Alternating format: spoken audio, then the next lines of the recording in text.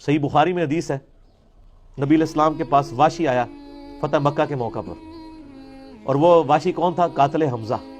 ہائے ہائے، حمزہ نبی علیہ السلام کے صرف چچا نہیں تھے بلکہ بھائی بھی تھے، دو شریک اور ہم عمر بھی تھے، دوست بھی تھے۔ واشی کو حضرت بلال نے سفارش کروائی کہ یا رسول اللہ میرے کہنے پہ معاف کر دیے جائے۔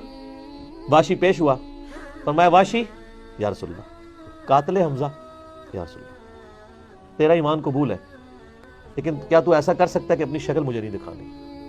ہائے ہائے ہائے ہائے، یہ وہ شخص ہے جو حریص علیکم بالمؤمنین رؤوف الرحیم ہے، لیکن چچا کے معاملے میں، اور وہ چچا ایسا نہیں جو صرف چچا ہی تھا، وہ دین کا مجاہد تھا، دین کے لیے کنٹریبیوشن تھی۔ اور فرمایا پوری زندگی پھر واشی سامنے نہیں آیا حضور کے، حالانکہ آپ کو تو اللہ نے گارنٹی دی ہے حریص علیکم بالمؤمنین رؤوف الرحیم، نبی علیہ السلام مومنین پر رؤوف بھی ہیں، رحیم بھی ہیں۔ اب میں تھوڑی سی انجینئرنگ کرتا ہوں کہ انسان کو اپنے چچا سے زیادہ محبت ہوتی ہے یا اپنی اولاد سے؟ مطلب اس پہ تو کوئی دوسری رائے نہیں ہے۔ جن جن کے بچے ہیں، یعنی میرے بھی اپنے بچے ہیں، آپ میں سے بھی اکثر لوگ شادی شدہ بیٹھے ہیں، آپ خود انالیسس کر لیں، بلکہ اولاد تو بعض کا انسان کو ماں باپ سے آگے ہو جاتی ہے۔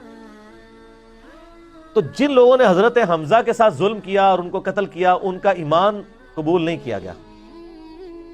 تو جن لوگوں نے حضرت حسین ابن علی کے ساتھ ظلم کیا یا حضرت علی ابن ابی طالب کو تکلیفیں دی ہیں جو حضور کے بچوں کی جگہ تھے، ان کے بارے میں آپ ایکسپیکٹ کر سکتے ہیں کہ نبی الاسلام کے دل میں ان کے بارے میں کوئی محبت کے جذبات ہوں گے؟ ناٹ ایٹ آل۔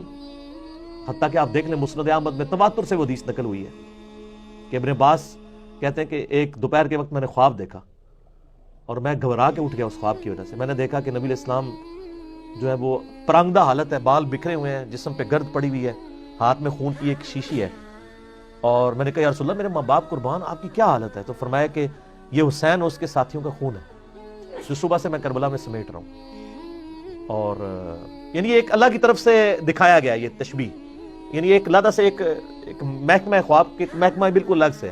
آپ مجھے خواب میں آئے تو آپ کو نہیں پتا ہوگا کہ آپ میرے خواب میں آئے ہیں، یہ اللہ تعالیٰ تمثیلاً دکھاتا ہے۔ اور نبی علیہ السلام کو خواب میں دیکھ رہا ہے کون؟ صحابی، تو وہ تو کنفرم ہے، بخاری مسلم میں حدیث ہے جس نے مجھے خواب میں دیکھا میری شکل میں شیطان نہیں آ سکتا، اور وہ شکل صحابی کو تو پتا تھی، اور صحابی بھی عام نہیں، عبداللہ ابن عباس کہتے ہیں میں گھبرا کے اٹھا، میں نے وقت اور تاریخ نوٹ کر لی اور دن بھی، کئی ہفتوں بعد پتا چلا کہ اسی دن 10 محرم 61 ہجری میں حضرت حسین ابن علی کو شہید کیا گیا۔ تو حسین ابن علی کی وفات کے اوپر یہ ابن عباس کو خواب میں آنا، حضور صلی اللہ علیہ وسلم نے انڈیکیٹر دے دیا نا۔ اسی حدیث کو نقل کر کے اسماعیل دہلوی، جس کو دیوبند اور اہل حدیث جو اس وقت پریکٹیکلی یعنی ایک سمجھ لیں کہ یزید کے ٹھیکیدار بنے ہوئے ہیں اس کے دفاع کے اوپر، ان کے مشترکہ امام ہے اسماعیل دہلوی، شاہ ولی اللہ دہلوی کا پوتا۔ اس نے جو کتاب لکھی ہے نا تقویت الایمان، جس میں گستاخیاں بھی ہیں،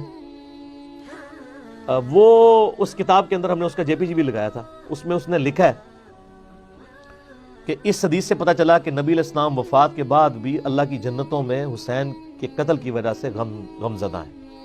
اور اس نے بھی لکھا یزید پلید لفظ لکھا، وہ اس پوری کتاب میں جہاں جہاں لفظ استعمال کرتے ہیں یزید پلید استعمال کرتے ہیں۔ تو بعد میں سعودیہ ایران ٹسل شروع ہوئی تو یہ یزید کی وکالت کرنی شروع کر دی۔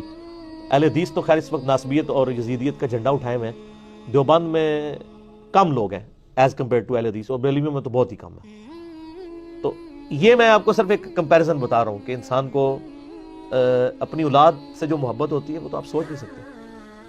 ترمذی میں اور مسند احمد میں حدیث ہے، نبی علیہ السلام نے حضرت حسین کو اٹھایا ہوا ہے اور آپ فرماتے ہیں اللہ یہ میرے بیٹوں میں سے ایک بیٹا ہے، اے اللہ اس سے محبت کر جو اس سے محبت کرے، اس سے دشمنی رکھ جو اس سے دشمنی رکھے۔ ہم یہ پوچھتے ہیں کہ حسین سے دشمنی کس نے رکھی ہوئی ہے؟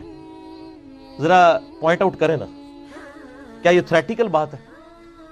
تھی نا دشمنی، آج تک ہے، اس زمانے میں بھی تھی، تو وہ ان لوگوں کو پھر ان کے ساتھ کیا معاملات ہوں گے؟ باقی واقعہ کربلا والا ریسرچ پیپر 5B پڑھ لیں تو آپ کو معاملات کلیئر ہو جائیں گے۔ تو یہ غل کے اوپر میں نے بات کی۔